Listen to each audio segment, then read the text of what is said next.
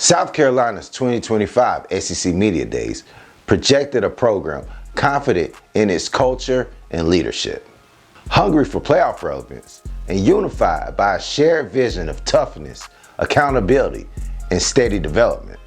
Under Shane Beamer, the Gamecocks are poised for a breakout season fueled by growth, strong character, and a competitive spirit. The message out of Columbia was clear and ambitious.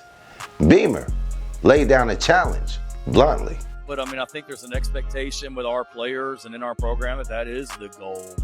I didn't come to South Carolina. They didn't come to South Carolina to just try and get bowl eligible. We have higher expectations and we embrace that, but understanding all the work that goes into that, without a doubt.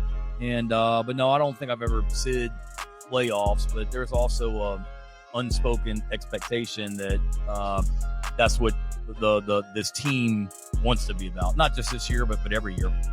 This bold stance signals a shift of building towards national contention and is rooted in culture that prioritizes character and player development, even amidst the complexities of NIL and transfer portals. For sure, you want to make sure that you're bringing the right people into your program. And it's harder than ever to do that.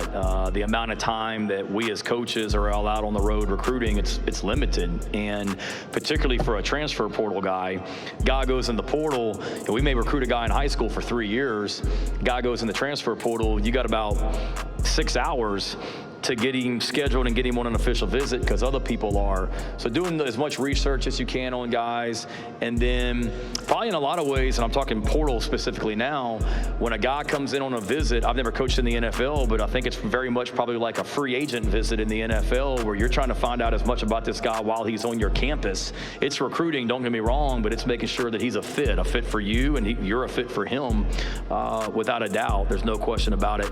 I think it goes back, guys have to choose to come to South Carolina or whatever school for the right reasons.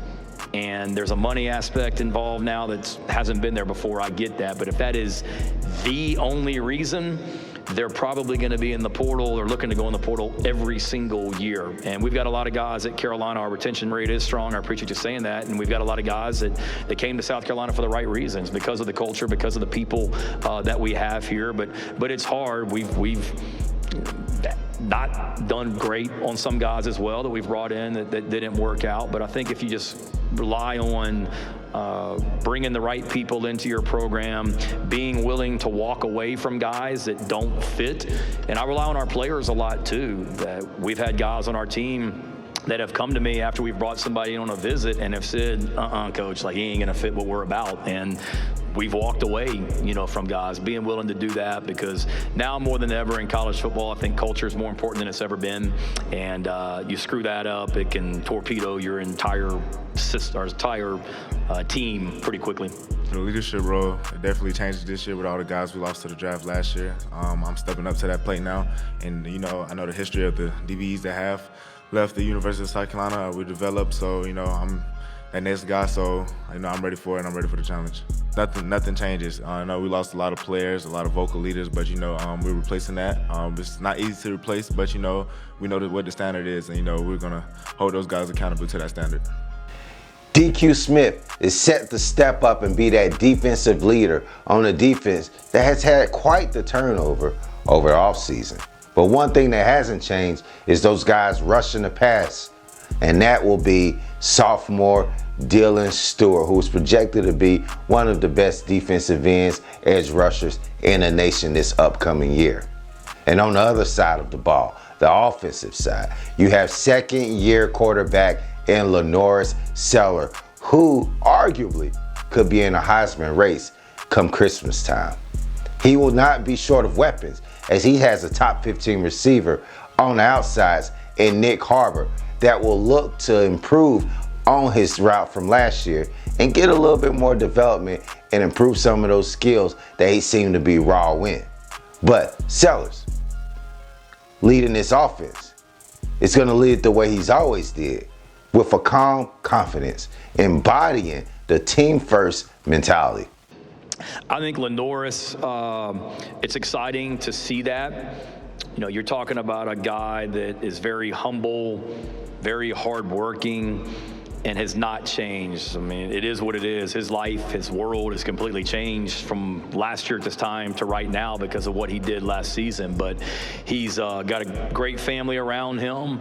He came back in January knowing the things that he needed to work on to get better at. He's done a great job of working hard and improving, all while, you know, staying grounded and staying the same person. And we'll have more depth and more competition at pretty much every position, I feel like. And that's going to help him. He doesn't have to be Superman for us. We just need him to continue to be the person that he is, the leader that he is, and the player that he is, and watch him continue to take this next step. The Gamecocks' emphasis will be on stability amongst the change, holding on to those key identities of toughness and accountability. Offensively, have a new offensive coordinator in Mike Shula.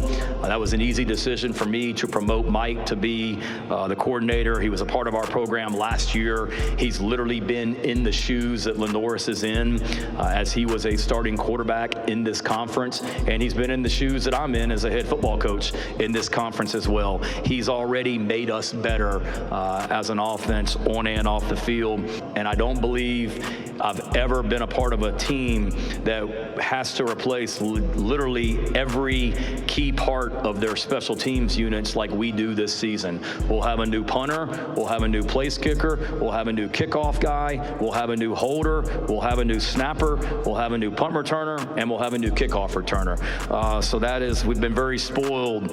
Every punt that we've punted the football at South Carolina since I've been the head coach, Kai Kroger has punted the ball.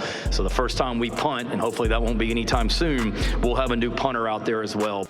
With strategic upgrades like Mike Shula on the offensive coordinator side and a new special teams coordinator, South Carolina is looking to plug up some of those holes that they seen present themselves during last season. Recruiting momentum continues to grow strong as they have a top 25 class so far, solidifying the state of South Carolina, and now I'm branching out into North Carolina and grabbing some of those top commits around this area, improving their facilities, getting the boosters to buy into the program.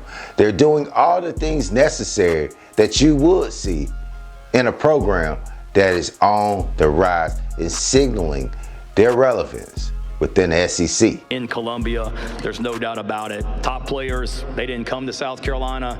The top players on our team didn't stay at South Carolina to be average. There's a championship mindset, and like I said a minute ago, our whole mantra in 2025 is to take things farther in 25 than what we did in 24. I think the pride in Gamecock athletics is at an all-time high. The cement is set in Columbia. The foundation laid. South Carolina now has arrived and is looking to disrupt the hierarchy of the SEC and compete for playoff relevance. If you're into fresh takes and real insight on SEC Media Days and beyond, make sure you follow us on all socials, IG, X, YouTube, and Facebook at Bombo ENT Group. I'm your host, Joe Bombo. This is iHeart SEC, where we live SEC, we is SEC, we're big SEC.